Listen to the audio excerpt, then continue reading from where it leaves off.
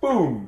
Bienvenue au nouvel épisode du Shaker Show, le premier podcast court et efficace qui s'intéresse à toute l'actualité du CrossFit et de l'entraînement fonctionnel en général. Mon prénom à moi c'est Eli et je suis ravi de vous retrouver pour cette saison 2019-2020.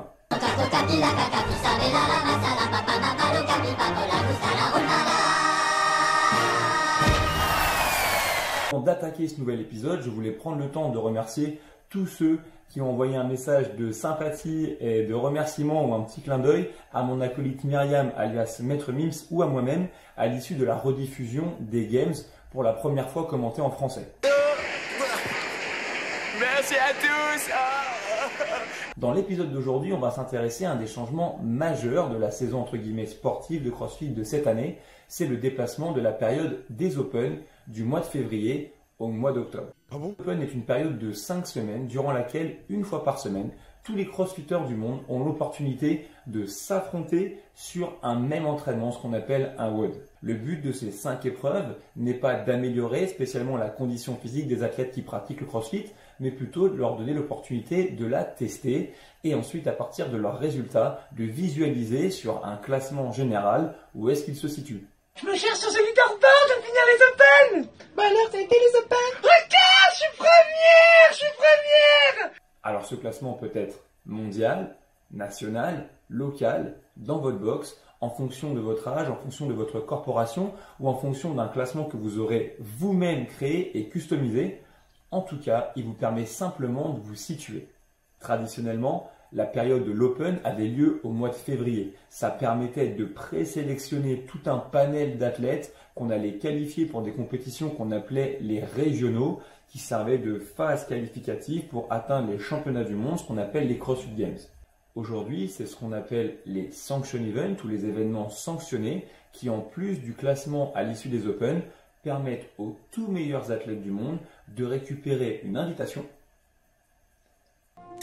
pour se rendre au CrossFit Games à Madison dans le Wisconsin. En tout cas, pour vous, en tant qu'athlète qui allez simplement vous entraîner à la boxe, c'est vraiment une belle opportunité d'attaquer la saison 2019-2020 du bon pied. Pourquoi ? Parce que les Open vont démarrer donc le 10 octobre et ça veut dire que cette fête, puisque c'est un moment de rassemblement pour tous les gens qui pratiquent le CrossFit dans le monde, va avoir lieu au début de notre saison à nous.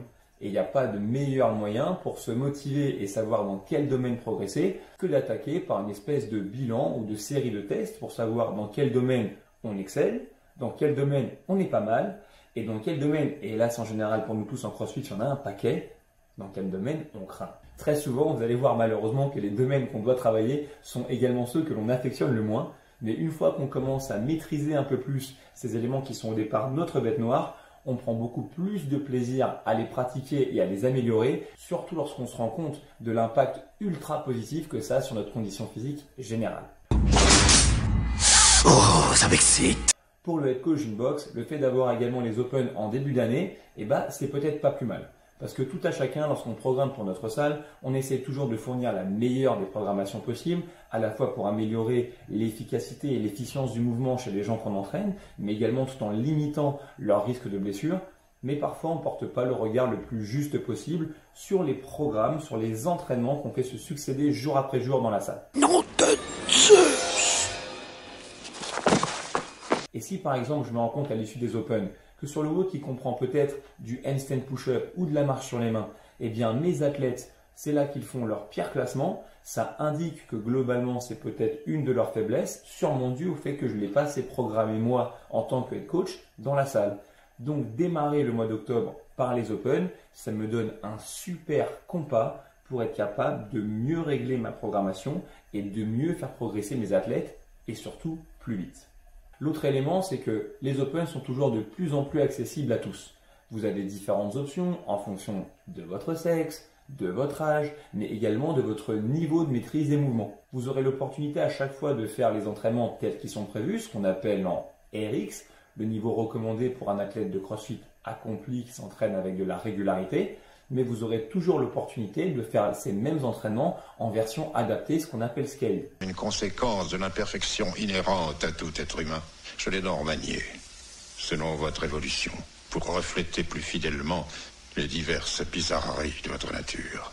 Si on revient sur l'exemple de la marche sur les mains, eh bien si je ne sais pas marcher sur les mains et que cela constitue l'un des mouvements de l'entraînement des Open, pas de problème, il y aura sans doute une porte de sortie qui me permettra de réaliser l'entraînement avec une option qui sera très proche en termes de stimulation de ce que je pourrais ressentir en faisant de la marche sur les mains. Ça, c'est une autre beauté du sport de CrossFit et du CrossFit en général, c'est que c'est toujours adaptable à l'infini.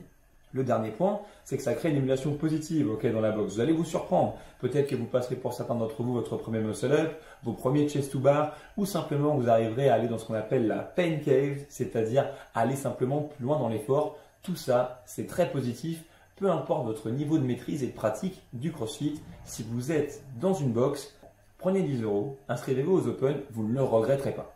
Autre point, et celui-ci s'adresse aux meilleurs pratiquants d'entre vous qui, je l'espère, regardent de temps en temps mes vidéos. Mais la grande nouveauté cette année, si vous êtes français, que vous faites du CrossFit et que vous aimez le sport de CrossFit, c'est qu'au travers de l'Open, vous allez avoir l'opportunité de décrocher votre invitation pour les phases finales du French Rodon sans passer par la case qualification.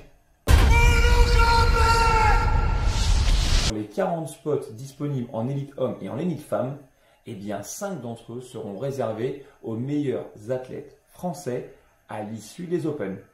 Ça signifie que si l'an dernier, vous étiez peut-être dans un top 10 ou un top 20 à l'issue du classement des Open, eh bien cette année, vous avez de très fortes chances, si vous bataillez, de décrocher une qualification pour la phase finale du French Rodon en catégorie élite, et pourquoi pas de suivre les pas de Willy George, de Carole Castellani ou de Sabrina Caron et de décrocher votre invitation pour vous aussi vous déplacer à Madison, Wisconsin pour participer au CrossFit Games.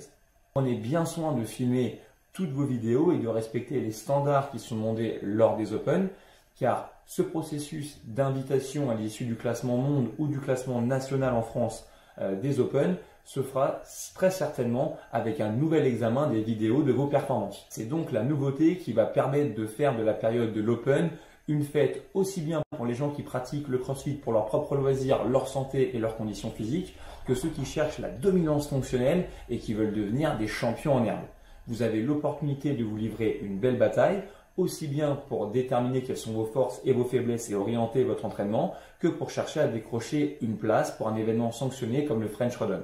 Mais sachez aussi que d'autres événements sanctionnés ont décidé d'utiliser des événements à une échelle peut-être plus locale pour permettre à des athlètes de se qualifier directement pour les phases finales. Par exemple, au Danemark, une compétition qui a eu lieu à Copenhague au sein de la prestigieuse boxe qui s'appelle Butcher's Lab a permis aux vainqueurs de cette compétition, parmi lesquels Annie Thoris-Dottir, Catherine Davis-Dottir il me semble, et également un bon copain à moi, André Audet, eh bien de décrocher leur ticket de qualification direct pour les phases finales d'un sanction event. Boum! Voilà, cet épisode numéro 1 de la saison 2019-2020 du Shaker Show est terminé. J'espère que vous avez pris du plaisir à l'écouter et j'espère que vous êtes prêts à me suivre cette année pour tout un tas d'aventures. On fera des faces caméra, on fera des interviews. J'en ai prévu une dans pas longtemps avec un des plus gros OG du CrossFit français, ça devrait être assez cool. Et on fera toujours quelques blogs si tant est que ça vous amuse et que j'arrive à comprendre comment ça fonctionne un logiciel de montage. Allez, retournez vous entraîner. Ciao!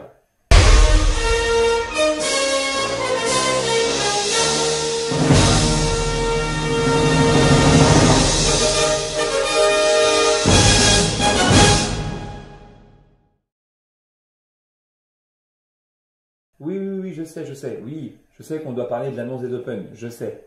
Oui, je sais que je suis supposé dire qu'il faut que ça va se produire en France. Oui. Ok, mais on n'a pas tous les détails encore. D'accord. Ok, une surprise. Ok. Bah, promis, j'en reparlerai très vite. Allez, ciao, Dan.